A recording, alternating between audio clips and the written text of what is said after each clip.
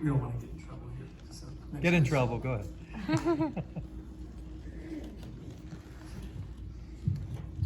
I was wondering if you could walk us through your process, like how many hours maybe you spend writing, you know, what your daily routines are, if you will, and how that's changed, like from when you work in maybe part-time as a writer versus, you know, now full-time, and also, you guys probably, you know, when you're doing your, actually in a production, you're just rewriting and things like that. So, you know, just kind of maybe walk us through your routines. I'll get up at the crack of noon. I scratch. I'll share, because a lot of people like to hear this. It's too bad I don't have a visual aid with me today, but one of the things Gave him one. that, well, thanks. Yeah, Rewrite. TMI. Yeah, what I love to do in my writing process, now first of all, schedule-wise, I'm a much better morning writer and through the day, because if I start, like, I'm half producer, half writer, especially with these stones, I got to produce and showrun it as well as be the writer. And if I started my day producing, I wasn't a very good writer for that day. So I always like to start on the creative first before I switch. But one of the methods that I love to do to make sure I don't run out of steam on my writing day is to make sure I've planned ahead. I know some people might be seat of the pants writers, that I don't know if that's you, but I am a planner, plotter, and I love to plot in color because it gets me all excited. But I'll take these colored Post-it notes and I'll like throw up all the scenes I want to do, and I will pick a different color scheme for every storyline, and I will post them all out in any order, whatever. And then when I have them all down, no more ideas for the movie or TV show, I'll put them all in order. And then when you start looking at them on boards or whatever, you go, oh, I haven't had orange in a while. I might be missing a story with the sister or whatever. And then I organize all that out, and then I write them into either Movie Magic Screenwriter or Final Draft, depending on what, if I'm writing for a client or myself, I'll choose that from there. But the discipline definitely is a big part of it for me, because I can write a lot in 4 hours. Like, I don't have to work the entire day and I can crank out 10 pages or more sometimes in a 4-hour block if I know what I'm doing for that day. And usually I'll start every day with reviewing all the pages I wrote the day before, so that I kind of prime the pump that way and get into it and then keep going, which is why my act ones are always better than the rest of the script. Because as I'm procrastinating, I go further and further back, and I'm like, I don't really like writing these pages. So, but when I have an outline like that, I usually write in order, but sometimes if I have enough steam for half an hour, but the next scene's really complicated, I might jump ahead to the scene after that if it's an easy, quick one to get more done. I'll tell you a true story. I am learning something right now here with you guys. I'm learning as well. I'm learning that we all have very little in common. And that surprises me. Writing, by and large, is a solitary experience, unless you just happen to be, you know, Chuck and Gary or whatever, you know, or writing with the team. For me, I write alone, dark rooms, I don't know what any other writer does. So I'm learning how different we all are, which is fascinating to me. But I'll tell you my process, okay? So this is a true story, and I'll just name names because I don't care. I was writing the 5th installment of God's Not Dead. I was hired to do it. I had an idea. I said, the character will run for Congress. And people who know me know this is an absolute true story. I handed the movie in, the final draft, that is to say, first draft, second draft, polished, in October of 2022. And they hated it. And I said, well, why didn't you tell me you hated it on draft 1 or draft 2? Why did you wait till I did, you know, spell check on the polish? You know, polish is when you're basically done, you know. Why did you wait until then to tell me you didn't like the movie? Oh, we were busy. No, it's their money. I mean, okay, that's how you want to do it. So they said, we need you to write an entirely different movie. This is a true story.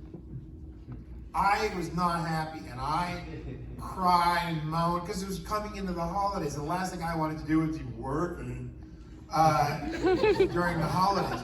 So I was just this petulant, I just threw a hissy fit, you know? See, this is very different because, see, I work for somebody, y'all work for yourselves. I actually have to answer to somebody.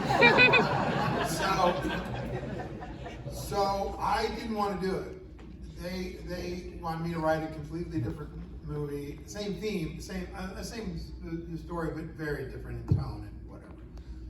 And I dragged my feet. So I got a job. You want to talk about process? I got a job working in the grocery store, in the produce department. And a friend of mine said, "You're the only person I've ever met who got a job to get out of working." And it's true, because the last thing I wanted to do was write. I was angry. So I got a job working in the produce department at a Food Lion, which is a North Carolina chain. And I did it for almost 2 years. But at that point, I did it because I needed to get away from the keyboard. So my process at that moment was to not write, was to go and throw bananas and oranges up on the stand and sass and back talk the customers. "Can you tell me where you keep your lighter fluid?" It's over here next to the heavier fluid. You know, just being a wise guy. And I worked through the holidays and Christmas. This is absolutely a true story. And my process, I softened. After 2 months of lifting 50-pound bags of russet potatoes and this and that and the other, I finally went, "Man, I don't really want to work." So I quit and I went back to writing because what am I, crazy? And I stayed working at this grocery store for a couple of years. But that cleared my head, it humbled me, it got me back to what I was supposed to do. And just to finish the story, because it's funny, I wrote them another movie, and they said, "Let's go back and do the first one." When you work for somebody else. Absolutely, I work for somebody else all the time. That's a true story. Okay. So Gaza and Dead Five is 2 different movies. And Gotham Day 6 takes place in a grocery store. It's when you work for somebody else, you do have to do what they want, because it's the golden rule. And the people with the gold make the rules. So you need to understand that if you are employed by a production company or a producer or a mini studio, you need to understand that it's their way, that's what they want you to do. But if they trust you, and most people who hire you trust you, then they will give you their notes and give you the opportunity to take their notes and turn them into something that you would want to do with them. Most of the time, and this is true, they don't remember what they told you anyway, specifically. And you can say, "Look what I did with your note," when there's like one word. Okay? So there are ways creatively to give them what they want and still keep it the way that you would like it to be with their notes in it. Okay? So don't think that it's just this adversarial thing, because it's really not. Okay? Or you make them think it's their idea. Absolutely. You know, that thing you said the last phone call 2 months ago, I did it. And they'll go, "Yeah." Totally. And there are times when we have laid out what we're going to do in the film, and I get 30 pages in and realize it's not going to work. Yep. And I have an idea that is a radical change. I'll call them and I will pitch that radical change. And most of the time they'll go, "Oh, we like that," and let you do it. So you have to be open enough to and honest enough with yourself to know when something's not working.